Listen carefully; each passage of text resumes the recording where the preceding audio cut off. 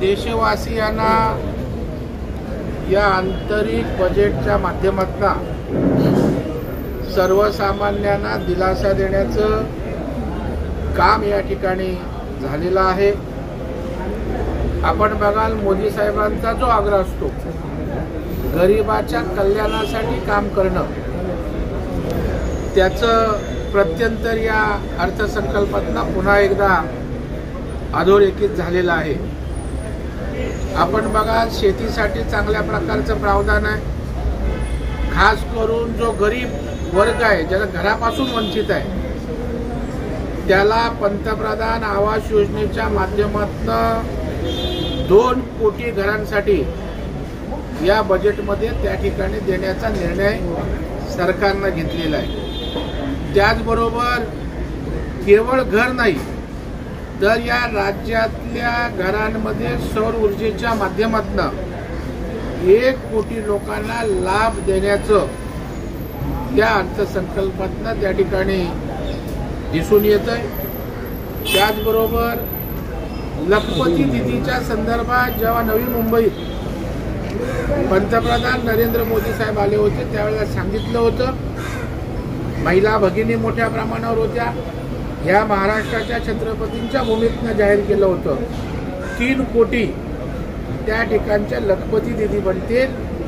बोले तैसा चाले त्याची वंदावी पावले या उक्तीप्रमाणे त्यांनी या लखपती दिदींसाठी सुद्धा या बजेटमध्ये प्रावधान केलेलं या ठिकाणी दिसतंय। युवा वर्गासाठी स्टार्टअप असेल, अनेक बेरोजगार युवकांसाठी सुद्धा या ठिकाणी या अर्थसंकल्पामध्ये वाव देण्याचं काम, युवा शक्तीला स्ट्रेंथन करण्यासाठी आमचे पंतप्रधान आदरणीय मोदी साहेबांनी या ठिकाणी केल्याचं दिसतं। आणि त्याच्यामुळे त्यांचं जे म्हणणं आहे, खऱ्या अर्थानं या देशामध्ये जात कुठली असेल तर गरीब ही जात आहे आणि त्या गरिबाच्या कल्याणासाठी केंद्रबिंदू मानून हा अर्थसंकल्प झालाय। शेती असेल, युवा वर्ग असेल, महिला असतील, त्यांच्या सर्वांगीण हिताचा, उत्कर्षाचा विचार या ठिकाणी आमच्या या अर्थसंकल्पाच्या माध्यमातून झालेला दिसतो। सर, तुम्ही एकीकडे म्हणतात की गरिबीसाठी हा संपूर्ण बजेट दिलेला आहे, पण दुसरीकडे अनिल पवार समोर जाण्याआधीच त्यांनी म्हटलंय की महाराष्ट्रात गरिबांसाठी काही या बजेटमध्ये नाही आणि या बजेटमध्ये महाराष्ट्रावर अन्याय झाला। तुम्ही प्रश्न विचारता ईडी आणि गरिबाचं कल्याण या अर्थसंकल्पाचा अर्थार्थी काही संबंध नाहीये। तुम्हाला त्यांच्या स्टेटमेंटवर काय विचारायचं आहे तर करावे तसे भरावे। तुम्हाला आम्हाला का नाही त्या ठिकाणी ईडी बोलवत, आणि जर त्या ठिकाणी ईडीने बोलवलं तर चूक नसेल तर ते आहे त्या कागदपत्रांची पूर्तता घेऊन सोडूनही देतात। परंतु रोहित पवारांना नेतृत्वाची घाई लागली। अजितदादा गेल्यानंतर आता त्या ठिकाणी मी शरद पवारांचा वारसदार, त्याच्यामुळे ईडीला जो आपल्याकडे आपण गुन्हा समजतो, आरोपी म्हणून जातो, त्याचा इव्हेंट करायचं काम, मला वाटतं हे गुन्हेगारीचं इव्हेंट करण्याचं काम रोहित पवारांचं सुरू आहे। आणि मला वाटतं त्याच्यामुळे त्यांना या विषयात सिंपत्ती तर अजिबात मिळणार, कारण तुम्हाला आरोपी म्हणून बोलवले आणि आरोपी बोलवल्याच आपल्या देशात तपास यंत्रणांवर प्रेशर आणण्यासाठी गर्दी जमवा, नेत्यांना जमवा, कधी असं होत नव्हतं। पवार साहेबांचं झाल्यानंतर आता रोहित पवार त्या ठिकाणी ते करताना दिसत आहेत आणि त्यांनी गरिबीच्या गोष्टी करायच्यात रोहित पवारांनी, याच्यासारखं दुर्दैव आणि हास्यास्पद गोष्ट नाही आहे। त्यांनी जरा ईडीचा अभ्यास झाला, ईडीची उत्तरं तपासणी झाली, मला वाटतं आता ते ईडी त्यांनी कधी वाचला अर्थसंकल्प, कधी पाहिला, लगेच आपलं प्लेन स्टेटमेंट देऊन मोकळे झाले। मला वाटतं भंपकपणा आहे। जी चौकशीला सामोरं राहिले परत ते निर्जाण मोदी साहेब देशासाठी समर्थ आहेत, त्यांचं सर्वस्व गरिबाच्या कल्याणासाठी आहे, हे देश पाहतोय, त्याचं प्रत्यंतरी 5 राज्यांमध्ये आले। भाऊ, रोहित पवार यांना पहिल्यांदा ईडीच्या ऑफिसमध्ये बोलावलं होतं तेव्हा शरद पवार आले होते आणि आता प्रतिभा ताई, कुठेतरी भावनिक करण्याचा मुद्दा हा दिसतो का भरकम?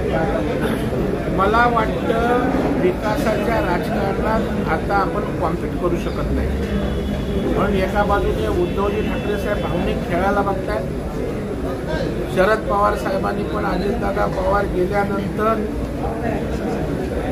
आमच्या महायुतीला आल्यानंतर त्यांच्या पक्षाची काय अवस्था झाली बघताय.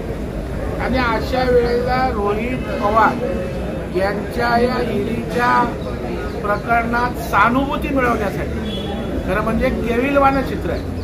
पवार साहेबांना तिथे बोलवणं, प्रतिभाताई आमच्या माऊली आहेत त्यांना याच्यासाठी रस्त्यावर उतरवणं, तिथे आणणं, एवढं किळसवाणं आणि केविलवाणं राजकारण किंवा आपल्या राजकारणासाठी घरातल्या वयोवृद्ध त्या ठिकाणी आदरणीय व्यक्तींना आणणं आणि आपल्या राजकारणासाठी हट्ट आपला राजकीय पुरवण्यासाठी त्यांचा वापर करणं, याच्यापेक्षा राजकारणाचा स्तर घसरलेला महाराष्ट्रामध्ये पाहिला. भाऊ पण रोहित पवारांना ईडीची चौकशीसाठी बोलवले आहे, तिथे दुसरीकडे अजित पवारांना दुसऱ्यांदा क्लीन चिट मिळालेली आहे, त्यामुळे कुठे ना कुठेतरी द्वेषातून ही कारवाई केली जाते असं महाविकास आघाडीतील नेत्यांचं म्हणणं आहे. महाविकास आघाडी नेते काही कौतुक करणार का? महाविकास आघाडीमधनं बाजूला होऊन अजितदादा महायुतीत आल्यानंतर महाविकास आघाडीचं कडून अजितदादांचं कौतुक कसं काय अपेक्षित आहे? त्यामुळे त्यांची ती विरोधाची भूमिका आहे. आता क्लीन चिट देताना त्या तपास यंत्रणाने काय केलं असेल तर त्यांना माहिती घ्यावी आणि त्याच्यामुळे आता ते द्वेषातनं त्या ठिकाणी अजितदादांवर त्या ठिकाणी स्टेटमेंट करताना दिसत आहेत आणि राजकीयच भूमिका आणि वक्तव्य त्यांची या संदर्भात येताना दिसत आहेत. उद्धव ठाकरे आज रायगडच्या दौऱ्यावरती आहे. रायगड लोकसभा पुन्हा एकदा जिंकण्याचा निर्धार जे आहे संपूर्ण 6 सभांच्या माध्यमातून हे पार्ट टाइम पॉलिटिक्स उद्धव साहेबांचं चालू असतं. त्याच्यावेळेला मध्ये लहर आली की एखादा फेरफटका मारायला आपण जातो समुद्रकिनारी, तसं ते जाऊन येतात. एवढ्यापुरतं आलं की पुन्हा महिनाभर घरात बसतात. एका बाजूला पंतप्रधान नरेंद्र मोदी साहेब 24 तास दिवस रात्र परिश्रम करतात. या राज्याचे नेते देवेंद्र फडणवीस साहेब दिवस रात्र काम करतात आणि त्याच्यामुळे फेरफटका मारून एखादून भाषणं ढोकून राजकारण करायचे दिवस संपलेत. दुर्दैवानं ते त्यांना समजत.